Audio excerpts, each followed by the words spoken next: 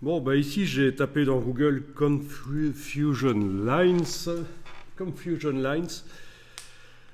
On croirait voir un titre de New Order, tellement c'est difficile à prononcer. Vous ne connaissez pas New Order, évidemment. Vous devriez, il y a pas mal de vieux qui connaissent. Et donc, pour répondre à la question de tout à l'heure, comment est-ce que les daltoniens voient?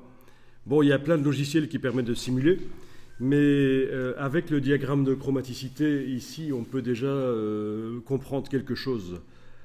C'est qu'ils confondent certaines couleurs, et suivant le type de cône qui est déficient sur la rétine des daltoniens, puisqu'il y a trois types de cônes, pour arriver à différencier les couleurs en triangule, il y a trois types de cônes.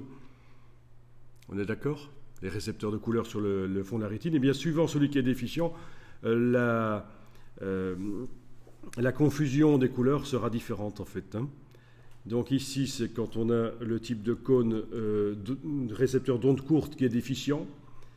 Les daltoniens ont tendance à ne pas arriver à faire la différence entre certaines couleurs qui sont situées dans cette direction-là, je veux dire. En fait, ils ont tracé quelques lignes ici, mais on peut en tracer plein d'autres. Et je veux dire, c'est toutes les couleurs qui seront situées entre cette partie-là du spectre et celle-là, par exemple, ils ne vont pas trop bien faire la différence entre cette partie-là du spectre et celle-là. Enfin, vous voyez comment ça marche. Ils ont dessiné ici que quelques lignes, mais on pourrait en dessiner plus. Ici, c'est dans le cas où c'est le cône déficient et le cône récepteur d'onde moyenne, donc ce qu'on perçoit comme étant du vert. Voilà les lignes de confusion chez les daltoniens. Et là, c'est pour ceux qui sont déficients au niveau des ondes, des cônes qui réceptionnent les ondes longues, en fait, ce qu'on perçoit comme étant du rouge. Donc le diagramme de chromaticité qu'on avait vu la fois passée, qui nous a servi à comparer des performances d'appareils, notamment sRGB et Adobe RGB, il peut également servir à expliquer la manière dont les daltoniens confondent les couleurs, en fait. Est-ce que ça vous paraît clair, ça? Pas. T'as un peu du mal? Bon. Le diagramme de chromaticité qui montre toutes les couleurs visibles par l'œil humain, ça te dit quelque chose, alors? Oui. Je veux dire, les lignes, Alors, si je reprends ça. OK.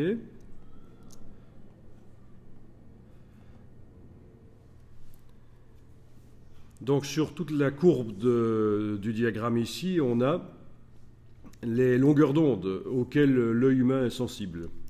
En nanomètres, ça part d'à peu près 450 nanomètres et on termine vers à peu près 700 nanomètres.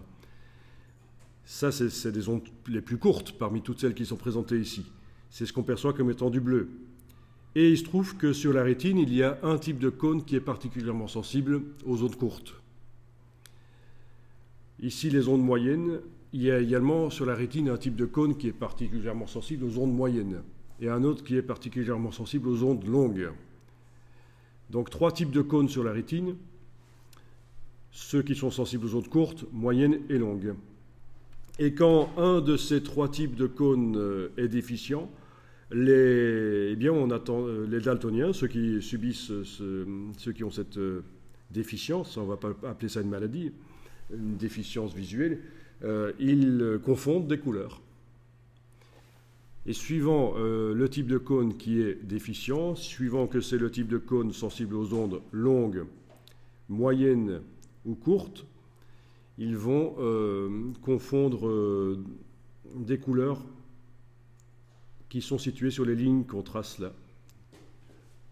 C'est-à-dire que ces deux couleurs-ci, par exemple, ils vont pouvoir faire la différence. Par contre, ces deux-là, non. D'accord? Voilà. Dans ce cas-ci, ces deux couleurs-ci peuvent faire la différence, ces deux-là. Mais ces deux-là, non. Pas dans ce sens-là. Voilà.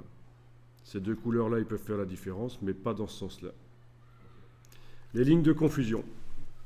Et ici, on a dessiné très peu de lignes, juste pour montrer la direction, mais évidemment, au départ du cône, on peut en dessiner plein. Au départ du cône qui est déficient, on peut dessiner plein de lignes, évidemment.